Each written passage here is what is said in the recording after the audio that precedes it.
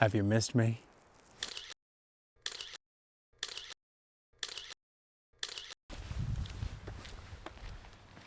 It's been a while since I've shared anything new on YouTube, but in today's video I try and make some landscape images from a different perspective of a very popular location. I hope you enjoy.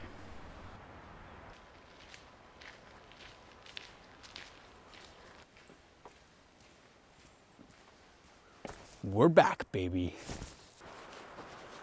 There's an eagle. There's an eagle.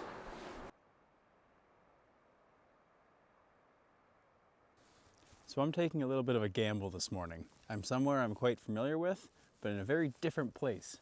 Just 500 meters over to my shoulder, there's some of the coolest rock formations you've ever seen. But for some reason, I wanted to be here. Look at these beautiful mud flats. I'm sure I can find something really interesting to photograph. I haven't even gotten past the guardrail yet. I'm not even on the beach, but there's lots of compositions that are already kind of taking my attention. So behind me, there's all these really nice mud flats, and because it's low tide right now, there's just a little glistening of water across them. And then there's these deep gullies, and they're creating some really, really interesting patterns across sort of the foreground here. And they kind of just fade into the horizon with some sort of hills in the background.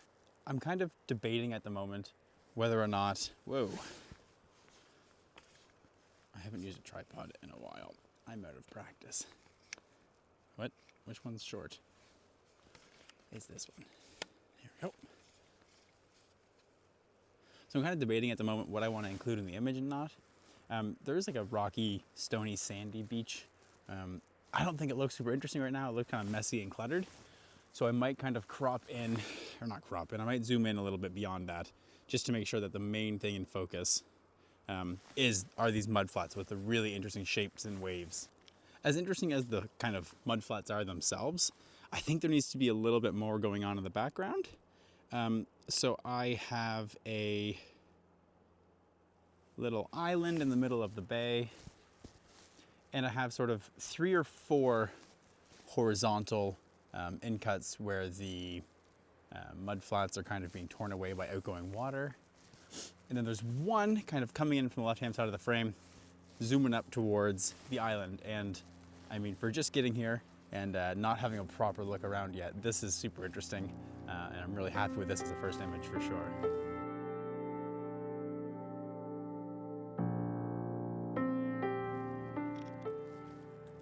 Hi, dude. I'm a little bit out of practice, I will admit. I haven't taken as many pictures as I would really like to in the last, honestly, close to a year.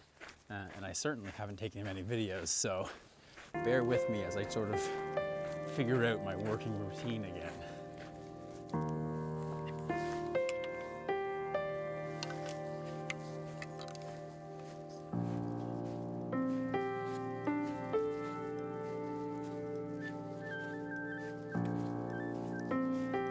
I would really like to fly my drone here, but this is sort of a pretty important nesting habitat for a lot of rare birds, particularly peregrine falcons.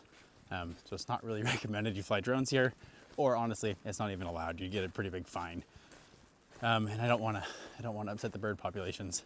But it'll be a really cool place to take some drone images because if you can see here, we have sort of all the beautiful colors of the mud flats in different shapes, but right here, sort of along the horizon, you can see the tide. So the low tide is kind of stuck behind these mud flats, which is really cool. And it could be some really interesting contrast between, don't mind her, some pretty cool contrast between the mud flats and then the waves. But 2 really cool things that I'm still really interested in taking images of. Some fairly interesting rock formations here. I was hoping they'd be backlit. It's not seeming like they will be at the moment.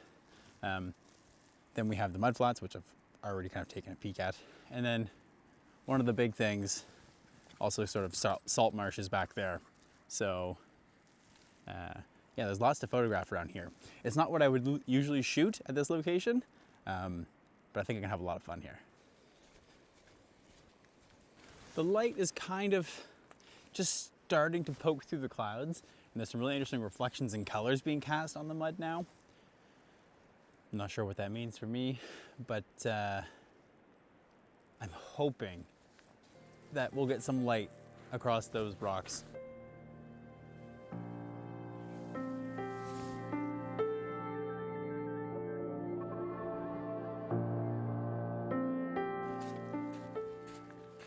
So I've come over here to try and take an image of that little keyhole in the rock formation over there. And it could be quite nice. The issue is there's only a little bit of a hill kind of behind it and the sky and sort of the mud flats. So I can't frame it up with only one solid color in the background of the keyhole. So it's being cut across by sort of like the dark colors of the hills and then the brights of the sky, which is kind of distracting, and I'm sinking into the mud. In order for that to work, I'd need to get further out, and based on how much I'm sinking into the mud just here, I am not going to wander much further. So that's kind of unfortunate. However, being in this perspective has made me realize how well I can see down into this little stream carving out into the mud flats. I can't decide if I want to keep these really wide and put things into scale, or if I prefer having them zoomed in and really all you can see is the mud flats. So I've made my mind up, and what I've settled on is a little bit of both. So the main focus is sort of the smaller ripples and gully carved into the mud. And then just in the background, there's just a sliver of that bigger one. And I think it works well because when it was zoomed out further, nothing was compressed enough, and the things in the background, like the little island, the ocean, and then sort of the clouds, there wasn't enough of it to provide any kind of anchor in the frame. In this image here, I think even if I don't crop it, I think it has the proper proportions. So we have some really nice leading lines into sort of a little bit of a subject also at the top of the frame. And I think it actually works fairly well.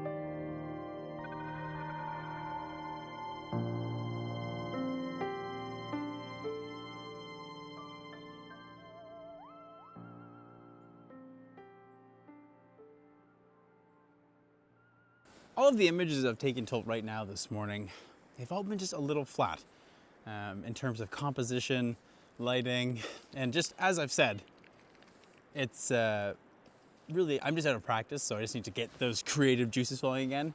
But this is a really, really good creative outlet, and this is really good for me to get back in the right mindset. That being said, the light is really nice now. It's actually like poking out of the clouds for the first time this morning. And I found a new composition that I think has the proper layers finally, and some really nice depth to it. I am once again in some disgusting squishy mud. In all honesty, it's not disgusting, it's just squishy, but it can be kind of dangerous. It's really slippery and very sticky if you were to get it stuck into it. And this composition looks different than when I was here a few minutes ago. One moment. I was accidentally faffing around a little bit too much. I had left my camera behind me and I ran back to get it, and I had moved. Oh, I'm covered in mud. I had ran back to get my camera and I moved my camera from where it initially was. So the composition had changed a bit, and now the light has changed, but I'm back where I want to be. I have the proper composition framed up now, and I'm just waiting for another break in the clouds to cast light back across onto the mountain. But once that happens, I'm gonna have one nice image.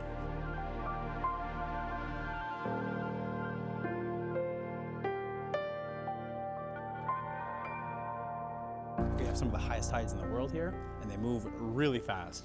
So I'm not really cutting it close right now with the tides, but I've already started to see the tides coming much closer to me, and it's starting to fill in these kind of streams across the mud flats. So now it's just a little bit of a race against the tide and the light.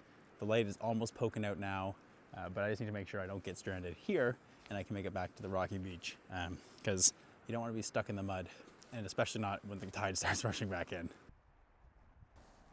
There was a deer down here. Look at that beauty.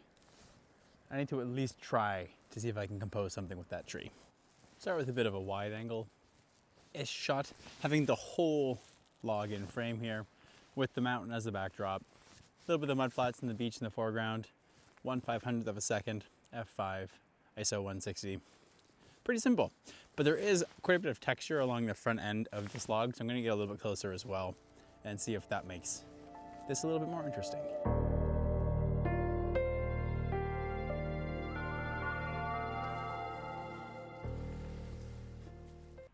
I'm not sure if this is going to work. There is a lot of really nice texture on this wood, but it's quite difficult to frame anything up. I feel like anything I try is just going to look like that classic social media photography tip where you have an interesting foreground subject and then nothing behind it. But I will give it a try nonetheless.